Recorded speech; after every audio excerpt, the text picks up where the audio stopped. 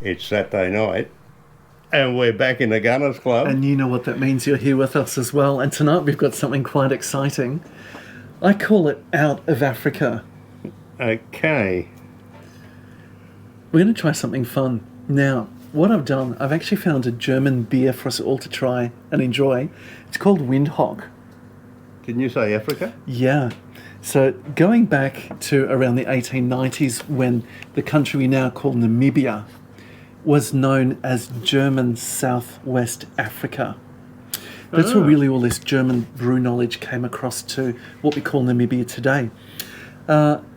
Unfortunately, or depending how you look at it, Namibia was lost to the Germans after the loss of the First World War. And not long after that, in around 1920s, when a few breweries were brought up together, became basically the Southwest African Brewery Federation. And that became what we know of today as Windhoek. Now, Windhoek, the name itself, it's the capital city of Namibia. Namibia is basically a desert country, and smack bang geographically in the middle of that country, you've got Windhoek. Small city for a capital city, about the size of Hobart. I didn't even know Africa made beer. Well, something like Windhoek here, again, it's because of the German brew knowledge that they had.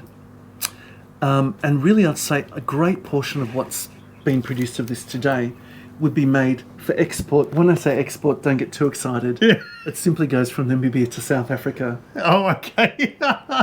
But this is a very well-known beer for beer connoisseurs around the world. And in my book, The 1001 Beers, I've never heard of it. You Must Drink Before You Die, this one's featured in it. Is that right? So I thought we'd give it a go. I'm calling this Out of Africa not just for the beer, but also for the snack that I've bought as well. Now, you've got Dutch family members. Yes. Okay, so we know that a lot of the South African culture is influenced by the Dutch people, and Afrikaans is very similar to Dutch as well. Yes.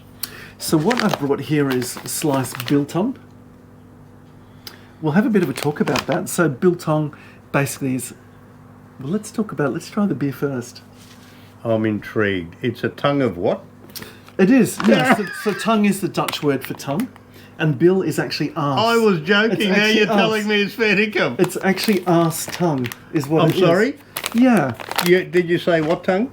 Yeah, so the bill is the buttock, or the arse, and tong is tongue. That's essentially what it is. So, hang on. I just need to get this straight. We're going to have an African beer. We are. Well, a German African beer in any event. True. With an arse tongue. That's right. So the word for strip in Dutch is the same as the word for tongue. So don't get too caught up by that. We'll talk a little bit later about this, but try to just dislodge that from your head. Yeah. I'm having trouble doing that. So world famous in South Africa and Namibia.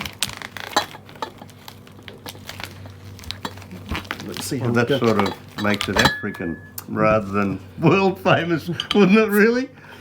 Now, they make about 20,000 of these an hour, these bottles. So it's sizable enough. It's actually a quite an individual bottle, as in even the shape is an individual shape. Let's have a bit of a talk about, oh gosh, I like the nose already. Yes. Yeah, okay, so we're going to be friends. I think we're going to be friends. It's a German style, okay? It's created from German technology.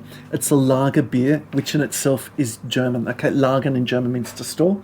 Tells you about the way that the beer's made. It's kept for a long period of time. It's brewed cold. It's bottom fermentation. All that sort of stuff. It's all that sort of German stuff. But more to the point, it's particularly Bavarian, as a lot of the beers in that region are. Now, that's important because around the 1500s, they came up with this idea in Germany, in Bavaria, of the purity laws, what they called the Reinheitsgebot. It was 1516. And it was King William IV. And what he basically said was, beer can only be made from these three ingredients. Right. So you water, hops, and malt. And so they've got an expression in German that, about God preserving it, basically. It was so important to them. The reason he did that was actually quite interesting. It might have been that he was concerned with keeping it sterile, keeping the taste pleasing, and making it something which was more desired than what was made in the other states that have now become part of Germany. Or it might have been that he actually just wanted to keep enough wheat in Bavaria so the bakers could actually make bread for the citizens. So he said it has to be done with barley. And about 20 years after that or so, the rest of Germany caught on and decided to adopt the same sort of laws. And this is made with the same sort of ingredients as well. Well, I'm hanging out to try it. Let's. I do like the nose. It's marvellous. That's a very German beer. It's a very good beer too, isn't it? That's not bad.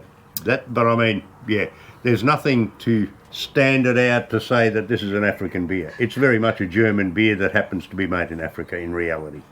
Okay, so we've started off with picturing in your mind a dry desert country with a scant population.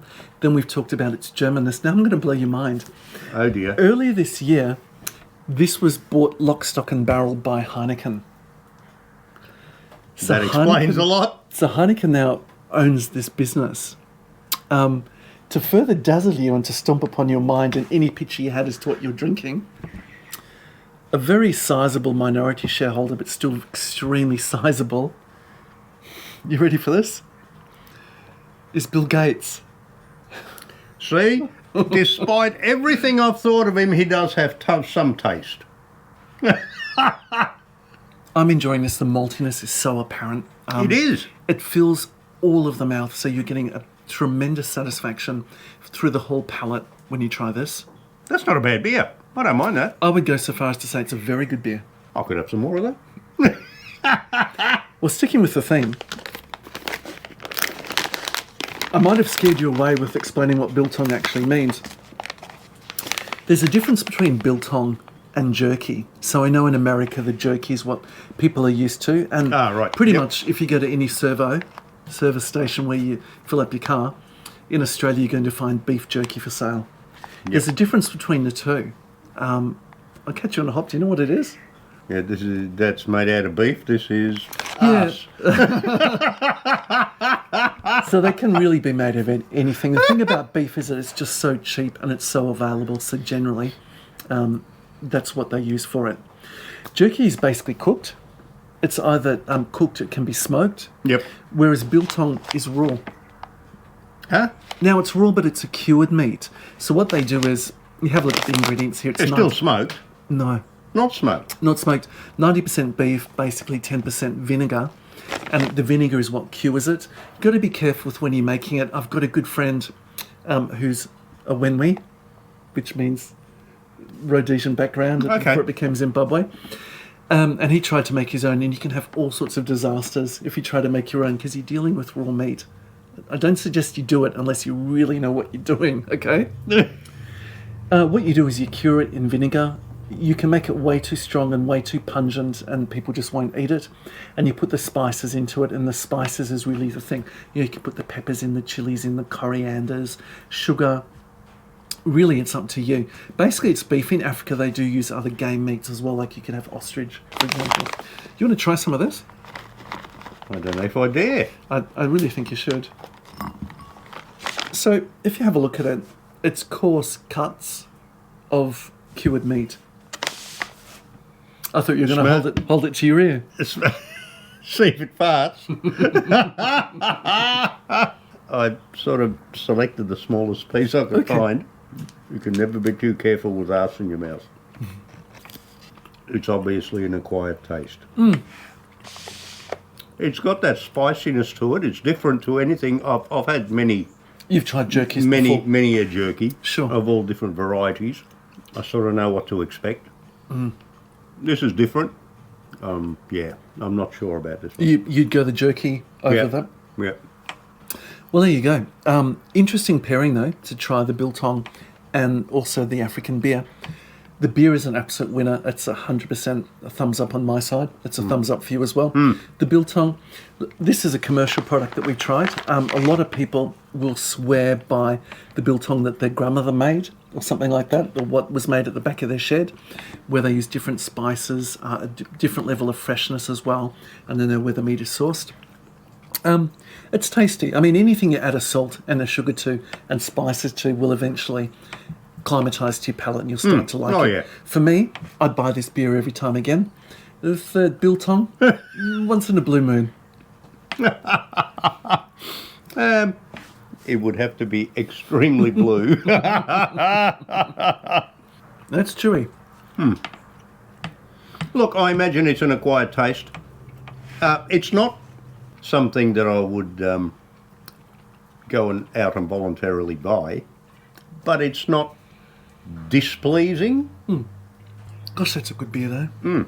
Yeah, as far as arses go, it's probably okay. Why don't you join us in the next video? And you know what to do, don't you? You like, you subscribe, give us a comment down below, good or bad. Maybe there are different flavours of biltong out there, and we happen to pick up the one that's got extra arse in it. We'll see you next time, and the roll book will be marked.